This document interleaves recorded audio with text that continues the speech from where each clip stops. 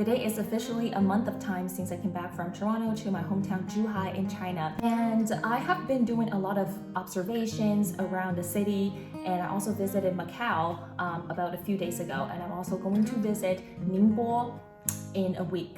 I definitely feel like a tourist in my own city because I have been away for 3 years, well in total of 6 years, but because of the pandemic I haven't been home for 3 years. So I have been seeing a lot of things and having a lot of thoughts, and I really wanted to share with you guys the pros and cons and kind of like in comparison to Canada, because that's where I have been living in the past 6 years as an international student and then a worker. So in what I studied in undergrad, which is sociology, we did a lot of comparative analysis, and I have been enjoying doing that because it really brings you different perspectives.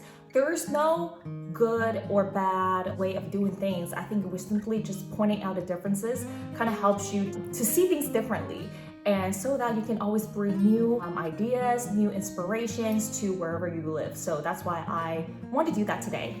Before we start, let's compare the geography and demographics between Toronto and Zhuhai. Toronto is located close to the southern border between Canada and the US. It's right by the lake. The location is very jammed because it's very closely connected to other major cities in Canada and cities in the US.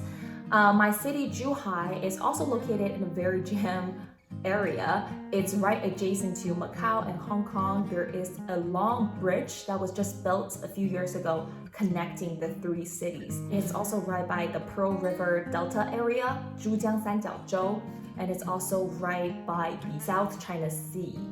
And in terms of demographics and the population, Toronto is way bigger. Toronto has about 6 million people, and Zhuhai has 2.5 million people. But in Zhuhai, there are also a lot of immigrant population, and they're mostly from other cities in China. And in Toronto is like a major immigrant city. So in 2021, Canada has about 400,000 immigrants, and almost half of them decided to settle in Toronto.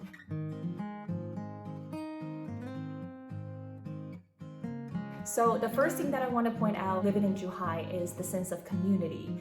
So compared to Toronto, I definitely feel a much better sense of community living in this. So for example, young kids, I'm talking about like 5 to like 12 years old, they would go to school and come back home literally by themselves, and they would feel safe doing so.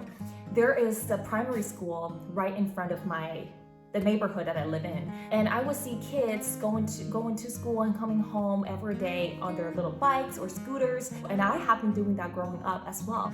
But in comparison, I doubt a lot of parents would let their kids do that in Toronto though. I know that Toronto is definitely a much more international and metropolitan city, but that's one of the things. I feel like kids should feel safe doing that in their own neighborhood, and they should feel protected. Also, there are like kind of like neighborhood watch, but they're basically just volunteers like the elders, like dama, like the Chinese like elder aunties or like uncles. They would volunteer, they would put on this like neon yellow kind of costumes, and then they would be like waving this little red flags and helping the kids to cross the streets or like direct the traffic. So it feels like a community here right outside my house, versus in Toronto, because I live in downtown Toronto. Like that, as soon as you walk on the streets, it's madness, it's intense.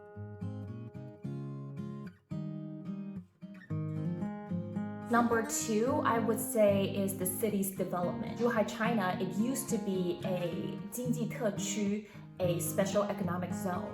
So it definitely has that benefit, that advantage of having the resources, physical resources, natural resources, or human resources.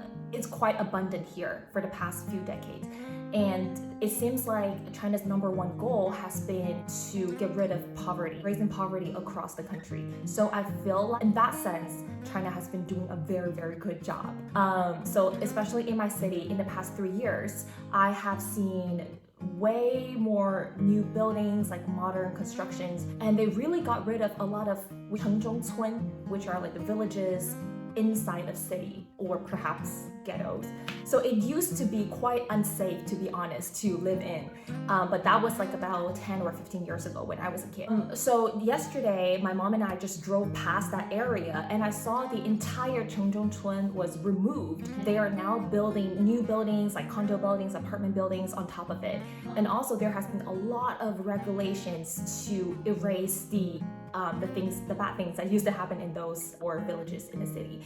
So there used to be a lot of drugs, stealing, or gambling, and now you don't see them anymore because a lot of people, they have houses to live in and they have a more stable job. So I feel like in that sense, I love that positive change in my city. And it seems to me that a lot of people feel really happy living in this city because they feel content. So in parallel comparison, I also love that fun aspect in Toronto.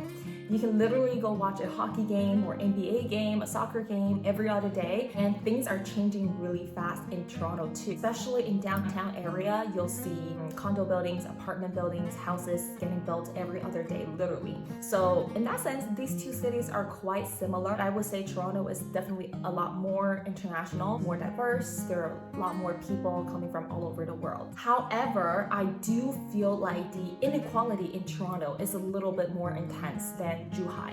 Homelessness is a huge issue in Toronto today, especially in the downtown area. You would see a lot of homeless people and shelters are packed. During the pandemic, it was stressful. But in my city, I haven't seen a homeless person since I came back here.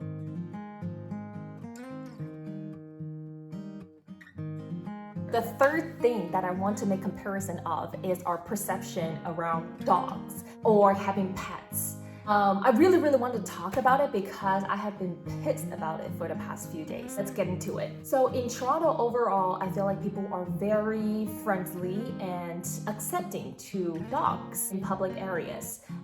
So dogs are allowed on TTCs, buses, public transportations, or even stores, some shopping malls, I guess. So basically, most of the places that humans are allowed to go, dogs are allowed. There's so many dog owners in my condo building in Toronto. And a guy has 2 giant huskies, and I saw them growing from literally the size of this to the size of the elevator.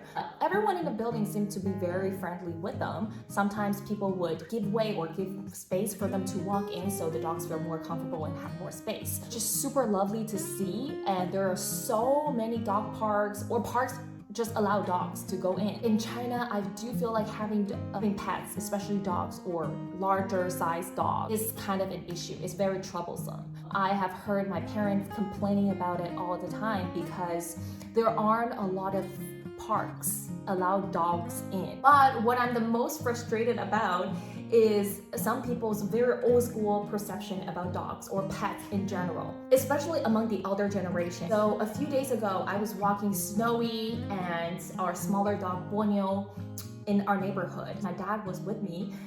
So Borneo is a very tiny dog. She's super adorable. Only sometimes we would unleash her, allow her to do her own thing and kind of run around and be playful. Because she's so small, I would never unleash Snowy. So Borneo was doing her thing. My dad was right behind her to make sure that she's not doing anything crazy. And we're very attentive to our surroundings. So there was this elderly lady walked up to me and she was seemingly angry. So I was kind of like, okay, what's up? And she was like, are both of these dogs yours? I was like, yes. She's like, you are not allowed to let your dog running around like this, because she was causing a lot of troubles to the neighbors. And I was like, what kind of troubles? I was very confused. But I stayed quiet because she seemed so mad.